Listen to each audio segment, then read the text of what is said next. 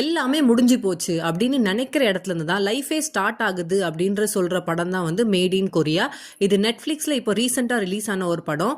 இன்னைக்கு குக்கிங்கை பார்த்துக்கிட்டே நம்ம இந்த கதையை பார்க்கலாமா?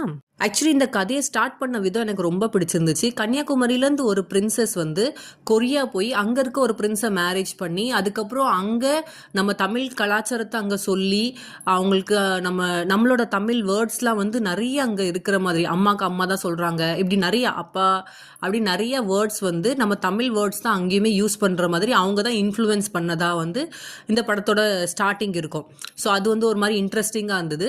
ஸோ அதை பேஸ் பண்ணி ஒரு பொண்ணு வந்து கொரியாவுக்கு போகணும், அங்கே இருக்க லைஃப் ஸ்டைல் பார்க்கணுன்னு ஆசைப்பட்டு கொரியா போய் என்ன ஸ்ட்ரகிள்லாம் ஃபேஸ் பண்ணுறாங்க, அப்புறம் அங்கே போய் அவங்களோட லைஃப் எப்படி செட்டில் பண்ணுறாங்கன்ற ஒரு கதை தான் இது.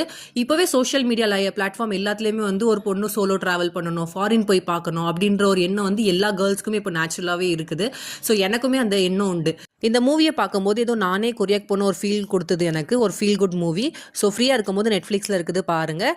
இன்றைக்கி லஞ்சுக்கு ஃபிஷ் குழம்பு, ஃபிஷ் ஃப்ரை, முட்டைகோஸ் பொரியல் வச்சு இன்றைக்கி சூப்பராக லஞ்ச் ஃபினிஷ் பண்ணியாச்சு.